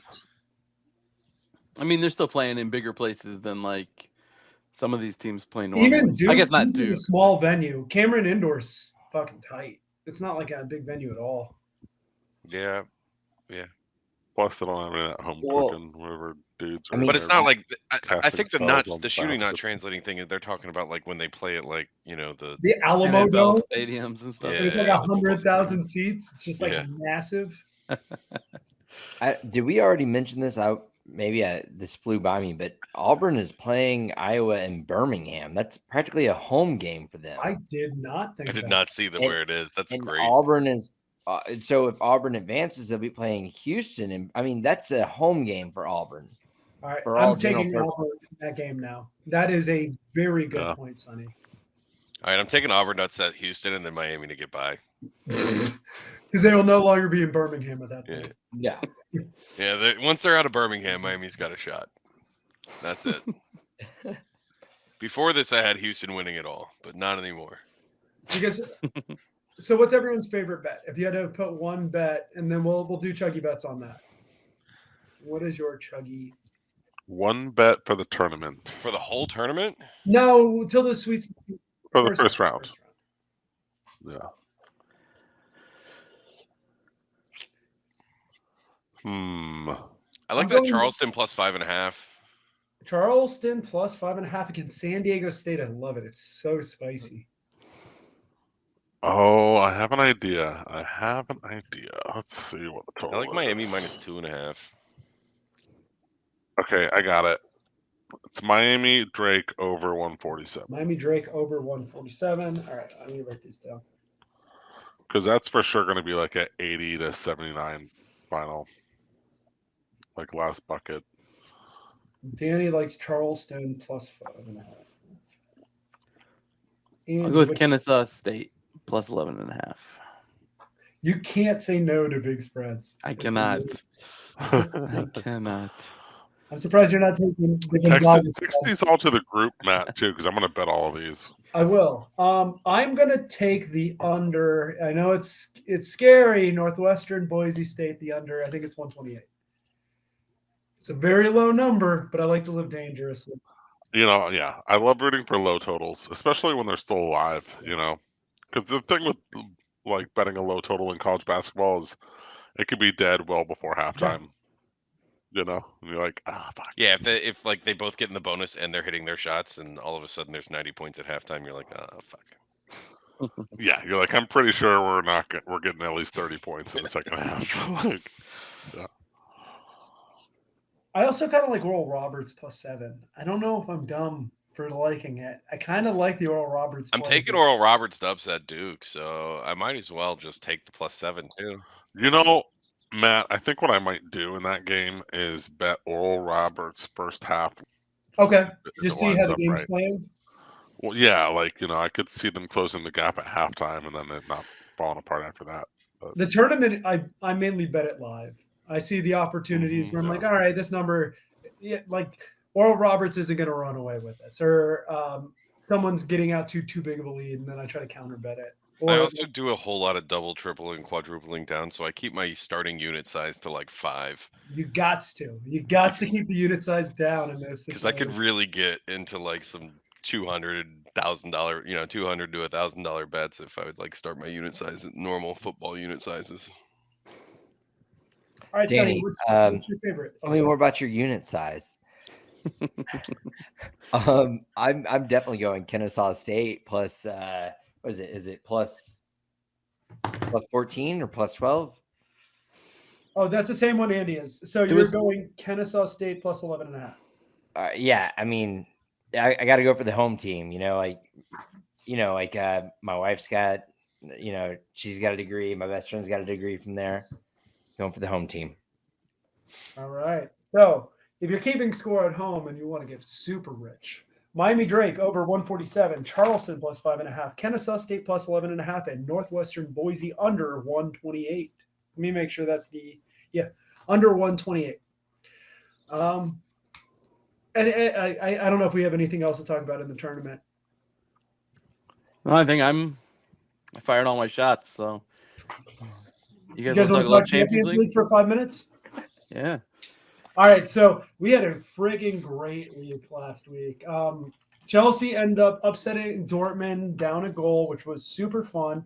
We had what was the other crazy one? Oh, Tottenham. I'm sorry. This is way too big of a stage for you. You must go back to being Tottenham and getting no trophies. Sit your ass back in Northern London. And how did they never get any trophies? They never get any trophies. It's got to be so hard to be a Tottenham fan. They have a guy who scores every single game. He scores every game, but he has no trophies. No trophies for Tottenham. The good thing is there will not be another team out of London with a chance to win the Champions League, and I will drink to that. Chelsea's still the only team out of London to win the Champions League. Bayern kind of handled PSG. That was a really anticlimactic game. I know Sunshine and I were super excited to watch it, and it was boring. Do you have thoughts on it, Sonny? Wow. Yeah, PSG just looked like they were dragging ass the whole time. I mean, I know that it's kind of a messy thing to do, to stroll around the field until something falls in your lap, but the whole team did it. Yeah. Was Messi MESSY in that example, or MESSI? Were you saying it isn't Messi? No, like Lionel Messi. I got it. Yeah. Oh. And then I have to apologize, everybody. I said my favorite bet was Club Brugge plus 1.5. And they lost by 4 goals. And they were clearly awful. They fired their coach immediately after the game. The coach had been there since January. So he had 2 months on the job. It was a fucking disaster. And I played my bet. I played this bet, and I'm going to do it again today. So, sorry, go ahead, dude. We kind of thought, Al and I both loved that under, too. We thought it would just be 1 goal scored, and then they would sit back. And the way they played that is they sat back, but Brugge was so aggressive. They had all of their defenders up, so they were just able to counter so easily. Every time they were just basically running free. They didn't even have to get close to offsides. They were just running free, able to score goals. It was ridiculous. No, that Club Brugge team is not good. No, that is not a good team. But we got 4 really exciting matches. So everybody, you can blow off work tomorrow and Wednesday also. You can do it. 3:00. You don't have to start working. It's 4 o'clock. You got time change. Oh, you're already done with the day. Shit, that's why. So tomorrow's games, we have Porto at Inter and we have Man City at Leipzig. Both are incredibly interesting. Inter holds the lead going into Porto. Porto is a rock fight. I think I've said that every time here. They literally love to kill each other. If there is a bet on yellow cards, just take the over. Take the over in that game. I'll figure out something more exotic once they start doing 5 yellow cards and 2 corners, those kind of bets, because it's going to hit. This is going to be a brutal game. I don't know if anyone has Inter a will play get on the corners, Porto will get the cards, but they'll both get cards. But I think Inter will get the corners. I'm betting the under in this game, under 2.5. I think this is going to be a very tight game. It's going to be incredibly defensive and incredibly brutal game to watch. I'm in. I'm in to watch people try to kill each other on a soccer pitch and spike each other in the leg. I don't know if you guys have a play. Porto, Inter has the advantage going into Portugal, so it is going to be really a fun one to watch. The line on that one stinks like a Porto win or draw. So I might bet that. Porto win and draw, like a double chance? Yeah, a double chance, I think. Which is not what I would want to go with. I think it's going to be Inter Milan today, but just the way the odds are, Inter is plus money on a draw, and Porto is like almost minus 130. So this is gonna feel like a CONCACAF game, like the crowd and everything. They're gonna be like throwing rocks on the field. It's gonna be fun to watch. It's gonna be violent. I could see. Well, they're playing in Milan, right? No, they're playing in Porto tomorrow. Yeah, I could see it going to extra time and Inter advancing. I think if there's a way to bet that specifically, I would. But I don't know. Bet Porto by 1. Like I don't know how to do that, but like bet the draw. No. Draw won't do it. Draw means Inter advances because of the aggregate. I don't know how to do that. Oh, they don't do extra time if they're tied. No, it's at Porto. Right, because because Porto needs to win and then it goes to extra time. They need to win by 1 goal to get to extra time. Yeah. Okay. So it'd be like Porto minus a half. I'm never gonna not be confused that half of soccer does first team home and action does bottom team home. It's football. Puzzle. Yeah, Porto minus a half is plus 145. Wait, and that would be at full time, right? And then they go to extras and settle it, and none of that counts. I like Porto minus a half. I think Lukaku's playing tomorrow. Lukaku, in his defense, the first game against Porto looked awesome. He looked great. So I'll be curious to see what lineup they roll out there. But all right, Danny, you got a play in this? Sonny, you have a play in this? I like your under 2.5. I'll probably do the first half under 1.5 in the first half. I'm gonna do both. Actually, I might parlay those two together: the under and Porto minus a half. Sonny, you got anything, buddy? No, actually, I don't think I'm going to touch that one. Fair enough. It's a dangerous game. Bet the cards. When they put out yellow cards, just take the over. It doesn't matter. We got Man City and Leipzig in Manchester tomorrow. This is tied up at 1-1. This game is a very interesting one. Again, another person who just can't win the Champions League trophy. Pep has got a lot of pressure on him to get the big ears. He probably has the best team in the tournament, but it has always escaped him to this point. Leipzig is a 1.5 goal dog at Manchester. And like I said, whoever wins at regular time is going to win this game. It's because it's drawn up here. Do you guys have a feeling on this? I kind of like Leipzig at home. Kind of like Leipzig. Timo Werner's been hot, man. He's got 2 goals and an assist in his last 3 games. Man City, they've been playing a little bit better, but since January they haven't been that dominant force they were to start the season. So I don't know. They never play great in Champions League, right? They play it just feels like a spot for them to just let everybody down and us to laugh at them. This is like where we get to laugh at City, even though they're gonna find a way to win Premier League from Arsenal. See, all that sounds like wishful thinking. Okay. Like I understand it, but I didn't. It's Man City, They have this they're right where they want to be. All you got to do is win this game at home, and they're through. so they're going to win the game at home. I mean, that makes a lot of sense, but like then they always lose. Like they do that, and then in Champions League, they like never win Champions League. So, granted, they usually are losing, but they're not playing Real Madrid. They're usually losing in the Leipzig final against Chelsea, or losing but... in the final against Madrid, or something like that. Yeah. So. Yeah, Leipzig's not on the same tier, I don't think. What do you guys think about no, they're Erling Haaland? What about him? His hair? No. I mean, I just think it's funny you guys are all betting against him at home, and this guy he's just bred to put the ball. Erling Haaland has one non-penalty goal in his last 5 games. So you're saying he's due, right? Yeah. I'm saying he's cooled the fuck off. I'm saying Pep fucked it up. I just think that I think he's going to come out and score a hat trick just because Danny's saying that shit. Ooh, Erling Haaland 2 goals or more. That is spicy. I like that. I always like in these spots Riyad Mahrez because he always fucking finds a goal in a dumb way. I was leaning towards Danny's plus 1.5. I don't know what I'm going to do. I'm probably going to just stay away from it. But I think January he only has 4 non-penalty goals that when he's not playing the Wolverhampton. So that's I like the stat. Well, it's 6 if you count that because he had a brace in that game. But Erling Haaland to score a hat trick is plus 8. How about to score 2? Yeah, is there Erling Haaland for a brace? It didn't. I was looking and I thought that would be the first one to pop up, but it doesn't. Score anytime.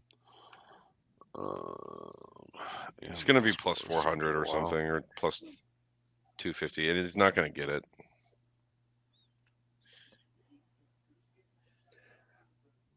For a header, plus 700. Ooh. Score from outside the penalty area, plus 10,000 or plus 1,000. He never scores from outside the penalty area. He's all tap-ins. Yeah. I mean, who has been scoring for them? Rodri has been scoring. Foden's been okay lately. Foden's been hot. Foden's been hot. Is that right? I feel like his seat's been hot on the bench. No, Foden's seen a lot of Jack Grealish lately. I mean, let me find. I can't find him in the thing right now, but I'll tell you his goal situation. What about total attempts on target for Erling Haaland over 1.5? Yeah. I like that one. Phil Foden has 1, 2, 3, 4 goals and assists in his last 4 games. So yes, he's been hot. He's been playing very well. Yeah, so it doesn't seem like we're in concert here. Danny's thinking about the Leipzig side. Sunshine's going to just bet on Man City goals, and Al thinks that Man City's the better team. But do you think they're 1.5 goals better? I would probably. It's a lot. I don't know what the odds are. At -1, you could get it at -215. That's too much juice. No, I wouldn't bet it. I'm just not going to bet it. All right, I'm going to take the plus 1.5 because if they win, I win, and if they lose by 1, I win. And I don't think Man City's going to blow them out. I think it's going to be tight. I think Pep's going to pep himself into this. Man City at home is different. Over under 3 goals. I feel like it's going to be 3. It's probably Man City will probably win like 2-1, or maybe Leipzig will steal one at the end and win 2-1. So, yeah. So you're not betting it? I'm not betting it. Napoli, Frankfurt. Napoli is a friggin' wagon. We talked about it last week. Napoli is playing like a monster. I'm betting Osimhen to score. That's it. That's the only bet I'm having. Osimhen scores every game. He's going to be playing in Liverpool or somewhere else next year. Osimhen to score. That's it. Mm-hmm. I don't know what else to do with the spread because Napoli could take it easy, but they haven't taken it easy on anyone yet. I don't know if they know how to take it easy. I don't think they know how to just like park the bus. They don't. They just go to kill you. Matt, what do you think the odds are for Osimhen to score? -150. It's -110. I don't like that as much. Then let's go with Kvaratskhelia. I don't even know how to say his name. Let's see where. What if you went with him to score the first goal though? +320. You know what? Let's get spicier. Let's go Kvaratskhelia. He's been amazing this year for Napoli. You can get +150. Him and Osimhen are really great to score. I'll go with Kvaratskhelia. I don't even know how to say his Georgian name. Man, Osimhen scores close 1 or enough. 2 goals like every game, and he hasn't scored in their last 2 Serie A games. So I would say he's definitely scoring. I'm gonna do the Osimhen minus 110. All right, let's go. So, like since January, he's scored in like every game, like every game. Yeah, I think he scored in 7 or 8 straight. It's ridiculous. He's only not scored in 2 games, and they're the last 2. No, he missed. I'm sorry, he missed the Coppa Italia. He didn't score in that game. I don't know if he started, but that's it. Kavica Kvaratskhelia. He's been really amazing for them. Those two they're really good. Napoli's awesome. They're a terrifying team. You know, they should make you try and pronounce that name at a DUI checkpoint. Kvaratskhelia. All right. So, anyone else have anything more robust? You guys want to bet on the spread? I don't want to bet on the spread. That seems like no. I might bet both of them to score because they do both score in a lot of games, but definitely betting not the Kvaratskhelia guy, the one whose name I can say that I can't recall right now. Osimhen, yeah. All right. Here's Matt's. Who's the biggest threat? Who's the biggest threat on Frankfurt? The Japanese guy. I hate saying that. I can't think of his name. Yeah, because I'm kind of leaning under in this one, but like I also don't want to bet it because I feel like Napoli's just going to park the bus and they're going to be fine taking a draw or a 1-point loss. But they could also bury 1 or 2. But I don't know. Kamada, that's him. He's really good. I just tried to cover all bases, but so I'm this is not a knock on Frankfurt either. Frankfurt's a good team. They just ran into the worst team. I mean, they got Paxton Aronson on their team. They do. Of all the the teams Chelsea could face, I understand how scary it is to face Real Madrid. I don't want to face Napoli because they have nothing to lose. Like Madrid is different, right? We're going to play like a little like interchange, a little defensive. It's going to be tick and tuck, and Madrid's better, right? They're going to win, but Napoli could dump truck us in a dumb way, and I don't want to deal with that. Frankfurt really spreads the goals around a lot more, though. They more guys score. It's not like Napoli where they have the 2 guys really getting the majority. Also, nobody scores many goals. Right? And Irving Lozano is their 3rd goal scorer, and he's great. The Mexican, great. He's awesome. Like they have a very fucking good team. Mm-hmm. Why is Liverpool plus money at zeros? So let's take us to the Bernabeu, where we've got Liverpool going into Real Madrid. Liverpool got undressed, 2 quick goals, and then Real Madrid just pummeled them with 5-2. Not a great game. We have a Liverpool supporter to a relative degree in the top left corner, and he's looking away. He left. I am going to take Liverpool on the pick here. Here's my thought. Madrid has nothing to play for. They just need to play chill, park the bus enough. They just need to not lose by 3 or more. That's it. That's pretty easy for a team that's like the best team. Yeah, and the Bernabeu especially, like just park the bus. The crowd is going to be full throat in Madrid. Just take it easy. But I will remind you that last year Real Madrid had a giant lead on Chelsea, and Chelsea had to take it to overtime in London, mind you. In London, we were down 3-1, and we had scored 2 goals to take it to overtime in the quarterfinals. So Madrid they can have lapses of judgment. I don't think this will be the situation, but I'm not going to bet against Salah and Gapco and Nunez to get a couple goals. I mean, they put up a touchdown not that long ago. But they also lost to Bournemouth this weekend. Yeah, that's true. I don't know what to do with Liverpool. It's just like puzzle. I know. So the fact that Real Madrid is juiced on the pick'em and the over is juiced at 3 really makes me think that the books think there's going to be some goals scored in this one, which is counterintuitive to what I would expect, right? I would think that we're looking at like a 1-0 Liverpool win or like a 2-1 Liverpool win, but it sounds like we're going to get more. I would wait for the lineups because with their significant lead right now and the fact that they play Barca this weekend, I would think that they may throw out a B squad. Playing a B squad against Jurgen Klopp is that sounds like a bad idea. Real Madrid's B squad is really good. I get it. Gapco, Nunez, and Salah. That's all I'm going to say. Like, you want to play a B squad against them? All right. I would think you'd probably play the B squad against Barco. You know those guys can all still They're be on not the that bench, good, and if like but- they score 2 goals, you're still up 1, and you can just bring your guys on. I get it. I get everything you're saying. They allow like 7 subs now in Champions League. It's not like the 3 only anymore. So I don't think they're going to play the B squad.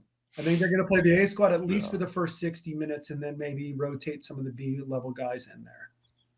And if they're going to take anyone off, it's going to be Vinicius and it's going to be Benzema, right? The people of that. Benzema's the kind of person who I think they might. That's fine. They don't have to play Karim Benzema. I would understand if they didn't play Benzema tomorrow. I'm saying they're not going to take Alaba or Mendy or Rudiger, any of those guys. They're going to play because defense is going to be premium tomorrow.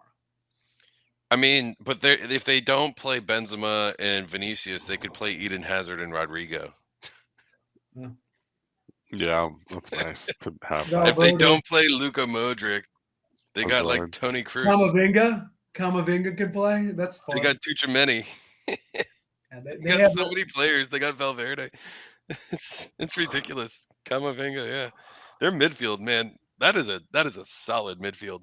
They do. But for the plus money, I gotta play Liverpool. I gotta take Liverpool on a pick 'em. If they draw, I get my money back. I'm gonna roll the dice on the plus money with Liverpool here. Yeah, I like that bet, Matt, because a draw, Madrid still wins, right? And they win by 3. They win handily. Yeah. So they, I like that bet. And I think you're going to see a motivated Jurgen Klopp side. Whatever the fuck that means anymore. But they've been motivated, but they still are playing that ridiculous gambling style. And basically what happens is if they're getting possession in the other team's third, if they're taking possession in the other team's third, they're going to score goals quickly. And if they're not, they're going to give up goals a lot. Yeah. So we got 2 games tomorrow at 4 and Wednesday at 3:30 and 4. Napoli games earlier. That sucks because I'm going to be driving home right as the second half starts, and then I'm going to have to. It used to be the matches would end right as I leave the office. It was no, the best. nice. No, time change is not great. Time change. So you got to do it to work a half hour early, and then leave right before the second half or first half ends, and then you'll be getting home right as the second half starts. Danny, I work for a boomer. As you know, you have strict hours. And then you get Paramount. This isn't accounting. You don't get to make your own. I don't get to make my own hours anymore either. I don't get to make my own hours anymore either. But if I just say you just get a call that your daughter's sick and you have to go pick her up from daycare, or tell your wife you're working late last year, and just go to a bar. That's probably the actual best move. Any thoughts? Actually, I'm going to a bar after work tomorrow to do my Calcutta. So there you go. I might just go early. Sunshine.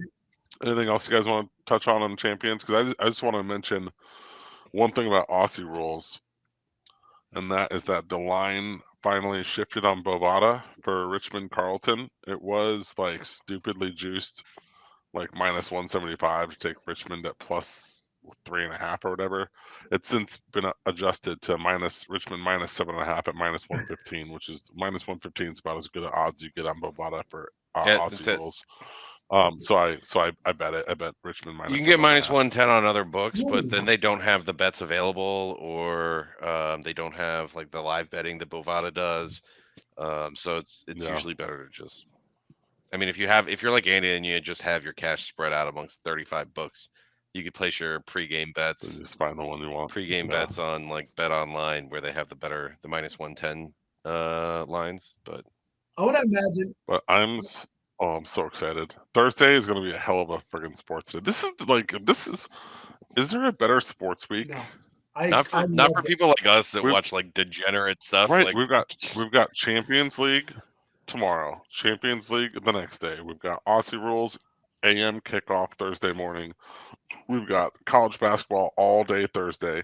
We've got college basketball all day Friday, going into Aussie Rules Friday night, going into more college basketball Saturday, going into more Aussie Rules Saturday night, going into more college basketball Sunday. I That's a hell love of a this. I'm 6-day not stretch. complaining about it, but I'll take a football weekend over this anytime. College football Saturday, NFL Sunday, absolutely.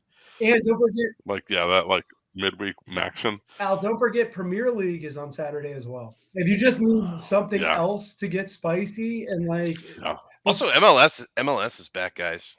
We're at game week 4 right now. I don't know if any of you guys have been watching, but no. MLS is good, man. MLS is I've been into it.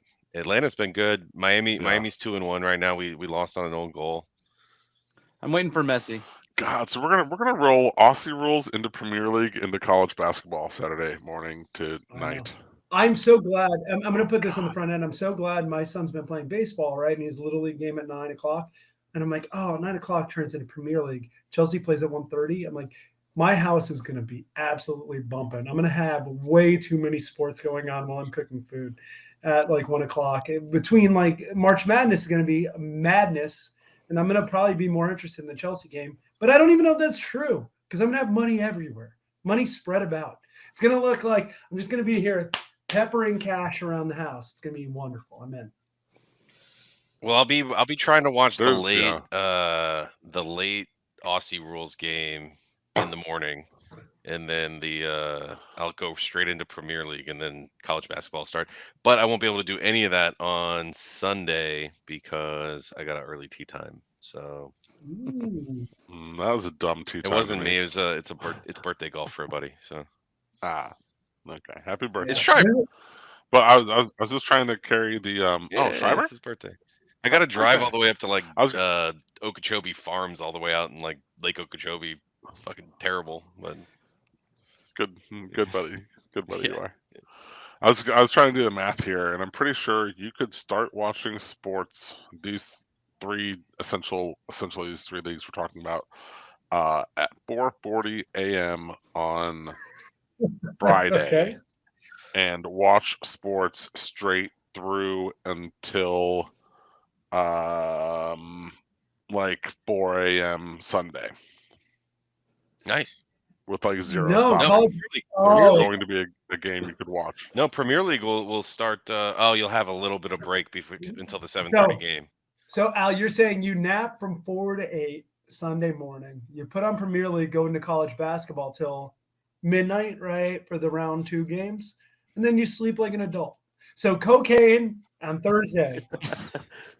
All right, and then you just Friday morning cocaine.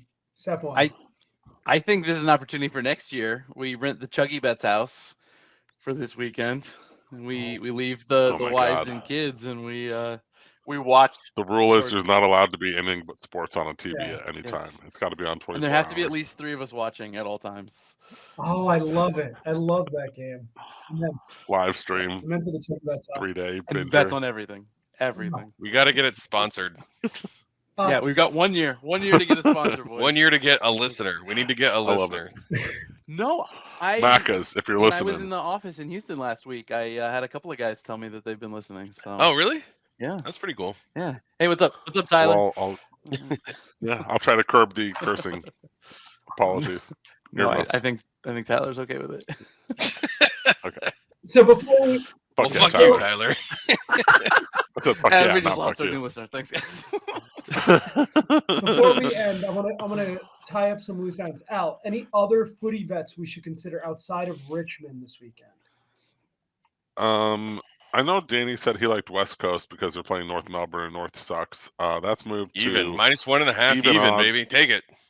Yeah. So if you like that, go for it. I'm on the other side of it. Because you're wrong. Everything else I'm unmoved from last week, so it's Geelong -9.5 against Collingwood. And then Sydney -8.5 at Gold Coast, and Hawthorn is scratched at the moment, but +9.5 at hosting Essendon. Those are the bets. Chris, did you want to add anything else to the Champions League? I know we trampled you when you were trying to get in earlier. No, you guys I mean, everything that was needed to be said got said. Wonderful. I would just say that. Go ahead. No. Fuck that. Go ahead. I was going to trample you again.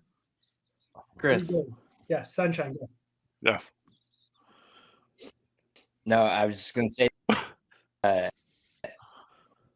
hope my eye on. I got my eye. So I should be. So if you guys aren't betting hockey overs, you should start betting hockey overs. So okay, hockey overs. What was your record tonight? Yeah. Well, tonight's 2 for 2. So far this season, I am only lost 1. It's a bit of a tough spot to talk about. Pretty good odds. I don't know how many bets that is. If it's more than the 2 for 2, that's very good. That's insane. I'd love to bet hockey 12 for 1, except my good friend Sunshine never sends them to me. Yeah. You know, we should start a text group where we send each other bets. maybe send some of them picks, buddy. Andy, anything? I like. You want to end with anything else? You got anything to add? Danny, any MLS bets? Anything you like, or we're just not even that? I don't have enough. I'm still like new to all the teams right now. I don't have enough of a read. Did you get the subscription? Yeah, it was super cheap. It was like $80 for the whole season. So I just added it onto the Apple, and like the coverage has been great. I've really enjoyed watching. So I need to like get a feel for everything before I start placing like some real bets. Right now, I'm basically just betting people to score for Inter Miami and losing. So I don't want to share any of that. Does Taylor Twellman call games for MLS? They have a bunch of young broadcasters. Apple's gone a different direction than like the Fox coverage, and it's supposed to be a lot better. Like they're like young up and comers, like diverse groups, but people who are super passionate and they're a little looser than like Fox regulations. I like it. Give me the looseness. It is. It has been. It's been really good. The 360 is really their version of Red Zone. Like really sucks. They like go to commercial even though the soccer games don't have commercials. So like I have to like I would like flip to watch it. Very American. I would like flip to watch it, and then they would go to a commercial and be like, "All right, I'm just gonna go watch the Inter Miami game," and then I'd watch it, and then if that game got boring, I'd go back to it, and then like every time I was flipping to it, I would get like 2 minutes of the Red Zone, and then it would go to a commercial. I was like, are they just going to a commercial every 2 minutes, or am I just bad at timing this shit? American. And then apparently I was reading about it, and like last week they were spending way too much time on like the in-studio stuff, which I guess they fixed this week because I didn't see any in-studio stuff when games were happening. So that was actually pretty good. Maybe as a technical difficulty. Well, it's also they're young. Apple's relatively young to sports broadcasting. They'll learn the ropes. I believe in the most profitable, wealthy company in the world. I think the 360 is they have commercials on it because it's for people that don't pay for the package also. Oh, got it. Well, fuck that. You have a paid membership. That's what I'm saying. You should get your own version with no commercials. That's what I'm saying. They should just include it with the package. Well, like I really would rather watch just the Inter games, but they should just like give me like just screw the people that aren't buying the package because it's $80 for the season. Like they should just not give it out for free and do the package with no commercials. Yeah. But maybe people need breaks. They're new to it, man. They don't have Chris Hansen out there that's been doing this for 15 years. Like perfectly. They should have brought him in. What's he doing right now? What do you think Chris Hansen does like? He's on like NFL 40 weeks a year. He's catching predators, right?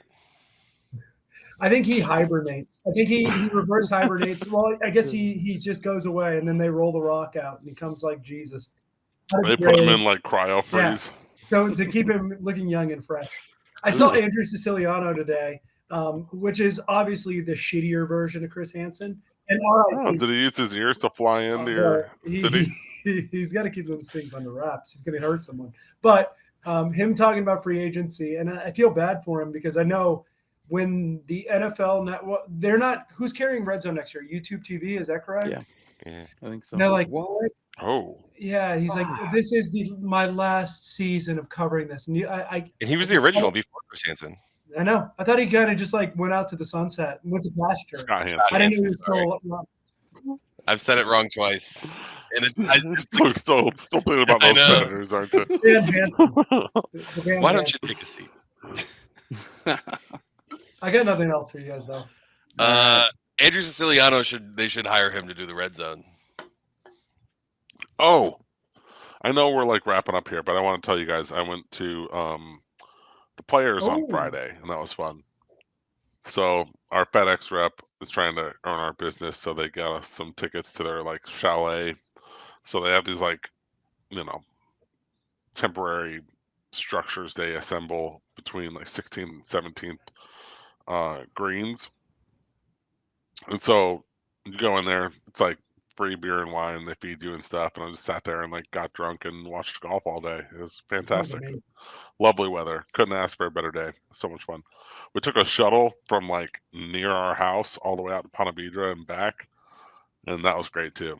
So corporate sponsored sporting events are always fun. It's literally the only good thing about corporations. Yeah, that they pay for you to go to sporting events sometimes and then like feed you and get you drunk. Yeah. That's really great. I miss you, Deloitte. Is the douchiest version of the all-you-can-eat and all-you-can-drink option called the chalet? Is there a douchier thing than calling it a chalet?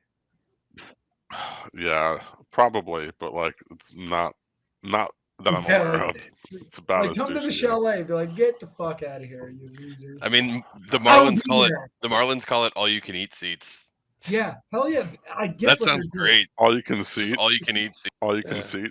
That's some Swiss Alps shit. Yeah. There is a douchier version of this corporate sponsored event. My last firm that I used to work for did a polo match. Oh, that is, I think that's as prissy as you can get, or not prissy. What's the right word? Yeah. Pretentious. Pretentious. That's what I was looking for, Matto. Thank you. Pretentious. Yeah. Yeah.